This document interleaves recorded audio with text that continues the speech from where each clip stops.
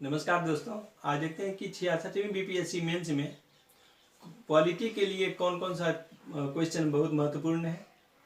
तो इसमें हम चलते हैं। पहला है प्रस्तावना।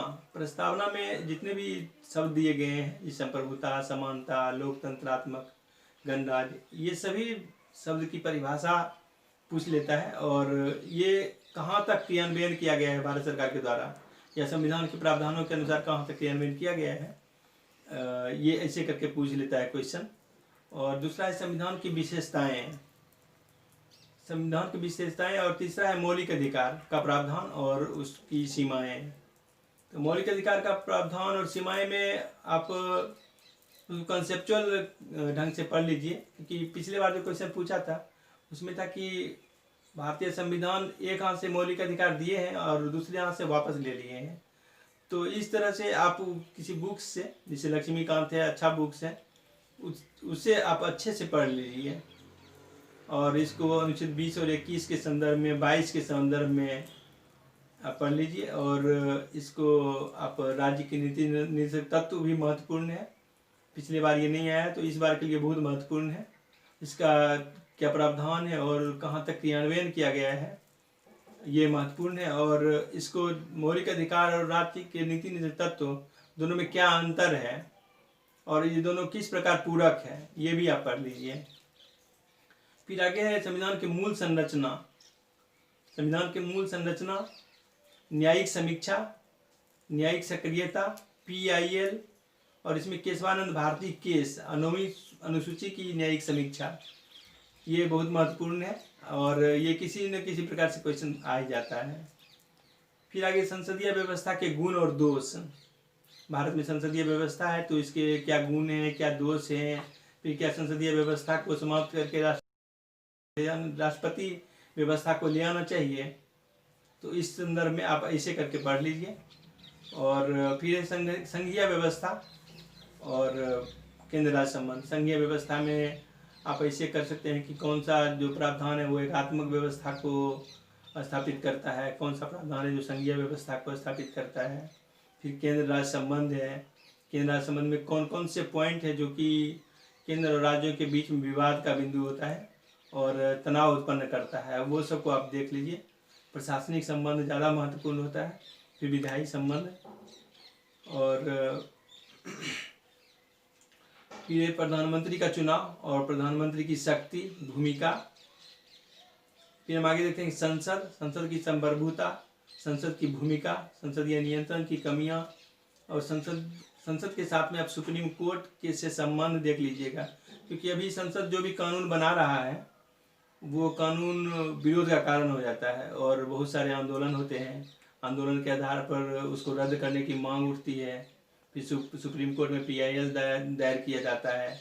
सुप्रीम कोर्ट से दबाव बनाया जाता है कि बनाने की कोशिश करता है कि इसको रद्द किया जाए। तो इस तरह आप जैसे NRC का मुद्दा हुआ, कृषि कानून का मुद्दा हुआ, इस सबसे संसद पर दबाव बनता है। तो इस संदर्भ में आप पढ़ सकते हैं सुप्रीम कोर्ट का क्या डिसीजन आया है, ऐसे करके इसको पढ़ सकते हैं। बहुत महत्वपूर्ण टॉपिक्स हैं। फिर आगे है राज्यसभा का महत्व, राज्यसभा की क्या प्रासंगिकता है, क्या उसे समाप्त कर दिया जाना चाहिए। फिर आगे देखते हैं राज्यपाल की शक्ति। राज्यपाल बराबर BPSC में पूछा जाता है। राज्यपाल की शक्ति, इसकी संवैधानिक और वास्तविक शक्ति और विवेकीय शक्ति। फिर राज्यपाल क्या केंद्र का एजेंट है या राज्यपाल एक कठपुतली है, इसकी व्याख्या करें, ऐसे करके क्वेश्चन पूछ देता है, कंसेप्चुअल क्वेश्चन। फिर मुख्यमंत्री की शक्ति व भूमिका ऐसे पूछ सकता है, क्योंकि अभी बिहार विधानसभा का चुनाव हुआ है तो इस संदर्भ में मुख्यमंत्री महत्वपूर्ण हो जाता है। और इसके साथ निर्वाचन आयोग, चुनावी प्रक्रिया, मतदान व्यवहार, पहचान पत्र का उद्देश्य, EVM की विश्वसनीयता, ऐसे करके आपको ये बहुत महत्वपूर्ण इस बार है बिहार विधानसभा चुनाव को लेकर के। और फिर चुनावी राजनीति में जाति और धर्म की भूमिका, क्या बिहार में जाति की राजनीति के जगह पर अब विकास की राजनीति का आगमन हो गया है। आप ये दोनों की व्याख्या पूछ सकता है, क्योंकि अभी जो बहुत सारे जैसे दल हैं, मान लीजिए कि JDU है या BJP है, इसको आप विकास की राजनीति कह सकते हैं। लेकिन जैसे हम पार्टी है, VIP पार्टी है, राष्ट्रीय लोक समता पार्टी है, लोक जनशक्ति पार्टी है। इसका मुख्य आधार जो है जाति ही है। तो अभी बिहार की राजनीति जाति पर से ज़्यादा अभी बाहर नहीं आया है, अभी भी जाति आधारित है, लेकिन विकास की राजनीति का भी आगमन हुआ है, इसको आप कह सकते हैं इसे। फिर आगे देखते हैं कि योजना आयोग जो थी, आर्थिक नियोजन से क्वेश्चन बराबर आते रहता है। इसमें योजना आयोग क्या समाप्त करके नीति आयोग का गठन हो चुका है। तो योजना आयोग की समाप्त करने की क्या आवश्यकता थी, योजना आयोग की क्या प्रासंगिकता थी, या नीति आयोग की भूमिका, इस तरह से क्वेश्चन पूछ सकता है इससे। फिर राजनीतिक दल से क्वेश्चन बराबर आते रहता है। राजनीतिक दल जो है भारत में बहुदलीय प्रणाली है, यहाँ बहुत सारे दल हैं, उसका क्या प्रभाव पड़ता है लोकतांत्रिक व्यवस्था पर। क्षेत्रीय दल का क्या प्रभाव है, उसके गुण दोष क्या हैं। भारत के जो भी दल है वो व्यक्तिन्मुखी हो गया है, वो राष्ट्रोन्मुखी नहीं होकर व्यक्ति उन्मुखी है।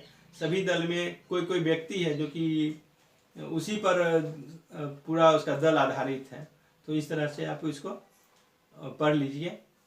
फिर आगे है दबाव समूह, हित समूह की भूमिका, और आगे है हिंदुत्व की अवधारणा। हिंदुत्व पूछ चुका है, हिंदुत्व की अवधारणा, इसके साथ में धर्मनिरपेक्षता और सांप्रदायिकता की अवधारणा और आलोचनात्मक व्याख्या, इस तरह से इसको पूछ सकता है, हिंदुत्व, धर्म, सांप्रदायिकता। फिर कुछ है कि कुछ योजनाएं जो केंद्र सरकार लॉन्च कर रही है, वो योजनाएं बहुत सारे जो विपक्षी पार्टी के सरकार वाले राज्य हैं वो उसे लागू नहीं करती है। तो आप उस योजनाओं का एक लिस्ट बना लीजिए और कौन कौन सा राज्य है जिसे लागू नहीं कर रहा है। तो इस संदर्भ में आप केंद्र राज्य संबंध को भी पढ़ लीजिए। फिर बहुत सारे दल बदल भी हुए हैं इस बार, तो दल बदल अधिनियम को भी थोड़ा देख लीजिएगा। और इस बार ई शासन पूछ दिया है 65B में, तो आप सुशासन, गुड गवर्नेंस भी देख सकते हैं। गुड गवर्नेंस से आने की क्वेश्चन संभावना बन सकती है। Thank you. अगर वीडियो पसंद आए तो लाइक कीजिएगा और सब्सक्राइब कर लीजिएगा ताकि दूसरा वीडियो भी आपको जल्दी मिल जाएगा। Thank you.